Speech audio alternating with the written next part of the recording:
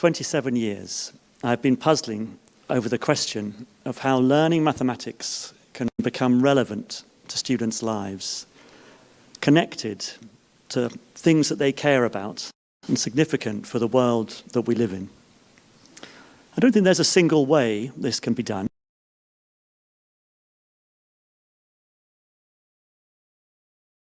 But I want to share with you today some of what I've concluded so far in thinking about those questions.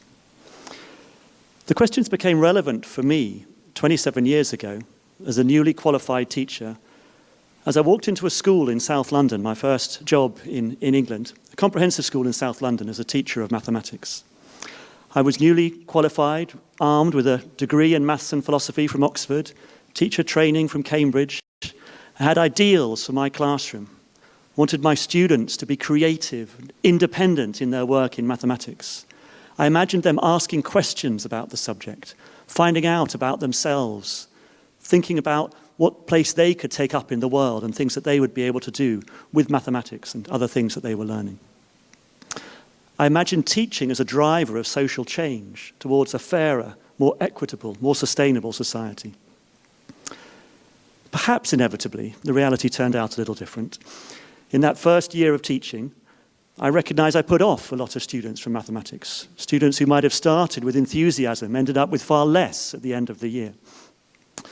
I wanted my students to be autonomous, but hadn't perhaps factored in that autonomy might be expressed by ignoring me.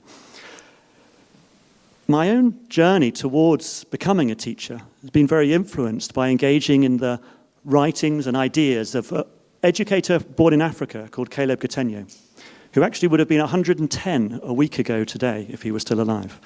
I want to play you a 45-second clip of him talking towards the end of his life. I hope the sound is going to work.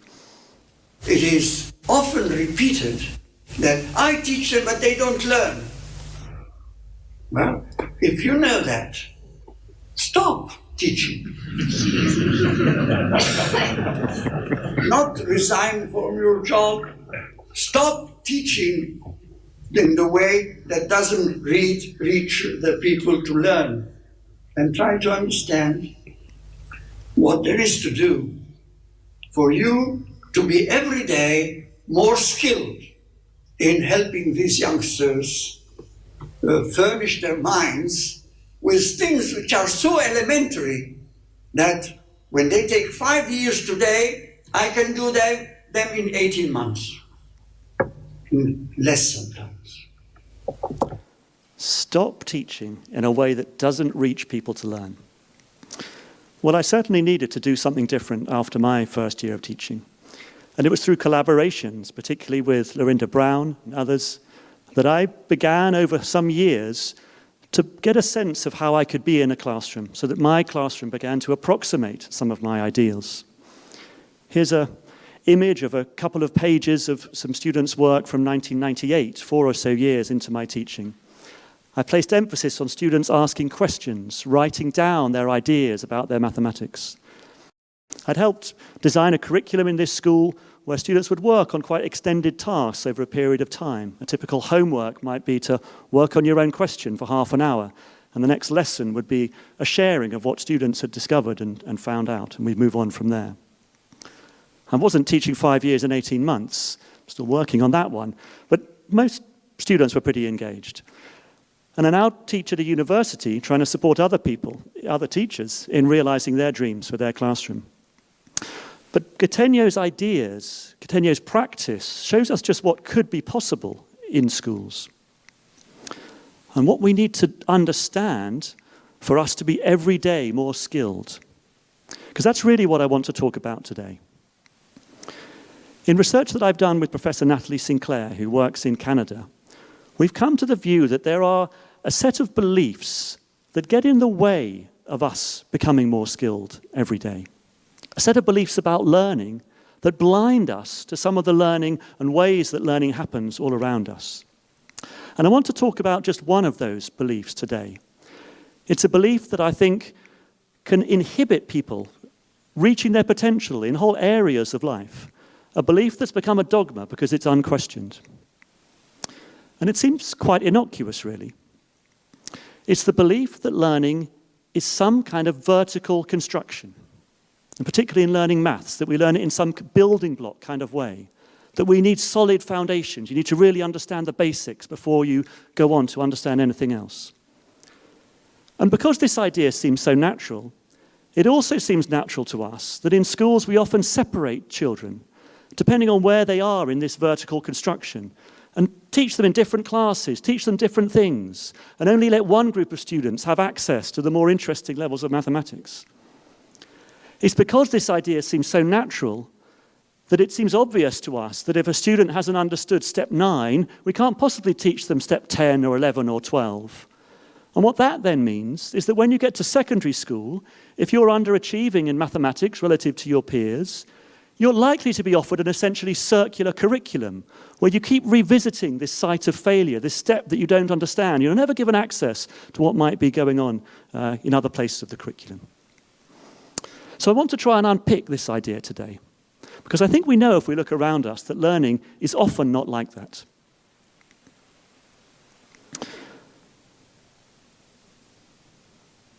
I think looking around, many of you might have experienced a young child taking their first steps.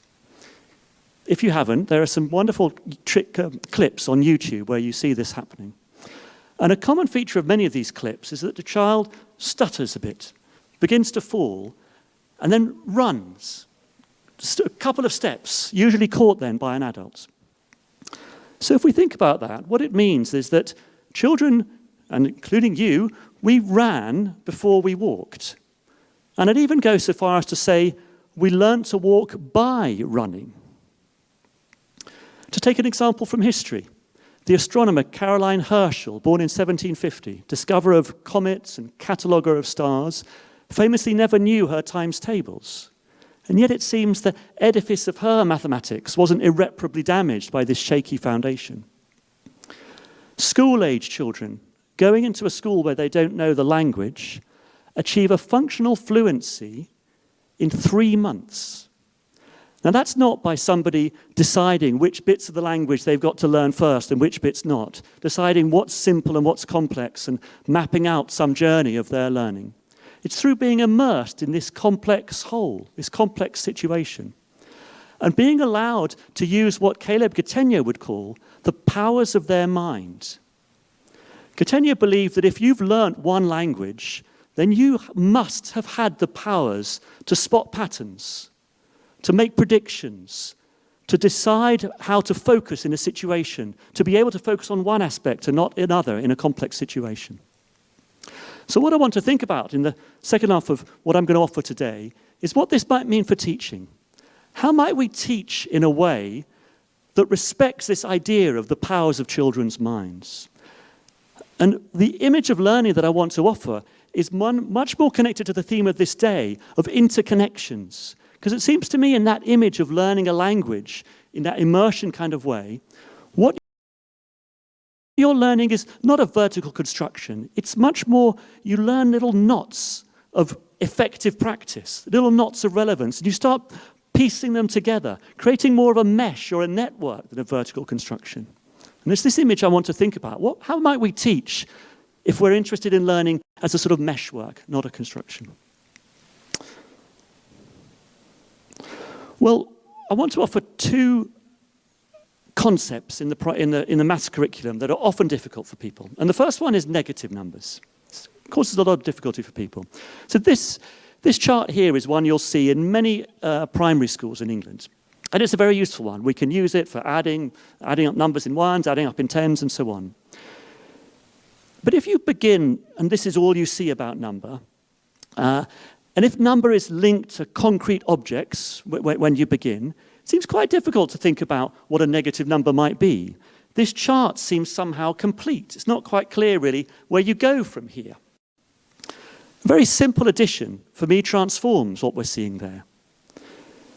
Adding these extra layers in, there are questions that immediately arise, like what would happen if we keep on going to the left or keep on going to the right? Infinities are suddenly there. And I can guarantee you that if this chart was in classrooms in England, then even if you only ever focused on the white squares, at some point a child's going to say to you, what are those numbers at the top with a little dash next to them? And it seems to me as soon as a child asks you a question, my job's half done as a teacher. It's through looking at a more complex situation that the idea of negatives fits into some kind of pattern. It allows us as learners to make use of that power of our mind to spot patterns. Or to take another example of algebra, again a stumbling block in many people's learning of mathematics. And typically at the beginning of algebra, you might be asked to think about what's a plus a, another way of writing that, what does a plus b mean? It all seems extraordinary, really, arbitrary. What on earth is going on here? And if students struggle with this kind of mathematics, then again, we might often think, well, maybe they need something simpler. Maybe they need something concrete.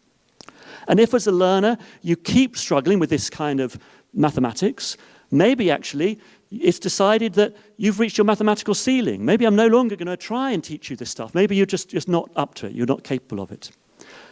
And I want to suggest that none of that is the case. That rather than needing something more simple, what might be needed is something more complex. Later on in the learning of algebra, you might come across the idea of algebra in the context of a function. So here we go. I'm going to do this now, and imagine, well, we'll try to do this in a bit of silence. You've got to try and figure out what's going on here. Okay, anyone figured it out? So I put that number there. Well, if we were in a classroom, I'd want someone to come up silently to write it, but I can't really do that. Anyone want to shout out what number they think might come there? Okay, if you said 9, you'd be right. And again, if we were in my classroom, I'd ask you to give me the next number. Was that 6, you said? Yeah, great. Okay, anybody want to say what they think this one is? 13. Okay, and one more. Let's see if you can see what's going on here. 5. Okay, so what's happening here? So even if you've never done any algebra, I reckon I could put that one up, and we might be able to think about, well, what's the rule you're using here? How were you getting that? And if you haven't seen what the pattern was, then maybe this will help you. So all that algebra is saying there is I'm taking my number, maybe you were adding it to itself and adding 1, or maybe you were doubling it and adding 1. In this more complex way of thinking about algebra as functions, it begins to make a bit more sense. There's some pattern to observe and to notice. This a plus a and whatever that was about suddenly becomes a bit more obvious. Well, yes, n plus n is just 2n. If I add a number to itself, that is going to be the same as doubling it. Okay, I want to offer you one more story. Some years ago, I was supporting the master's dissertation of a teacher, teaching in Bristol. And she was working with a low-attaining group of 15 and 16-year-olds. They were coming up to their school leaving exam at 16. And she decided she wanted to work with them on some ideas that were 2 or 3 years ahead of the curriculum in terms of any kind of sequential sequence of learning. And there was one particular girl in this class who had extremely low levels of numeracy. And this teacher decided that she would work with them on Pythagoras' theorem, which some of you may remember was all about squares and square rootings and triangles. So this teacher worked with this class on Pythagoras' theorem for a couple of weeks.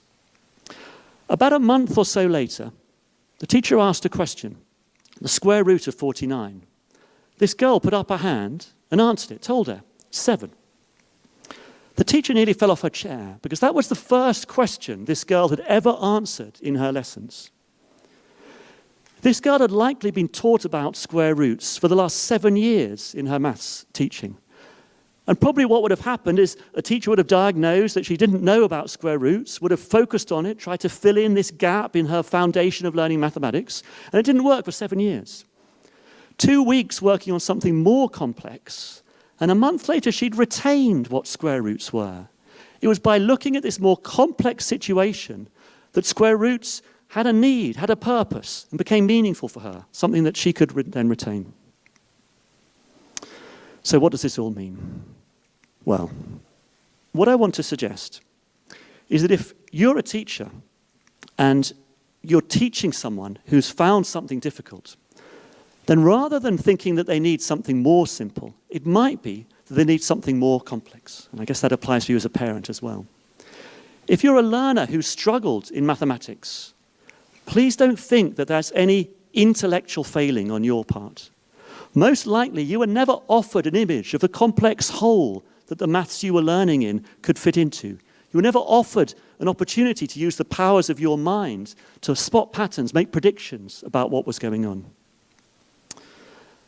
And for all of you, Next time you think about learning as some kind of process of vertical construction, I hope that the image of a meshwork, a network of messy knots of relevance will also come to mind.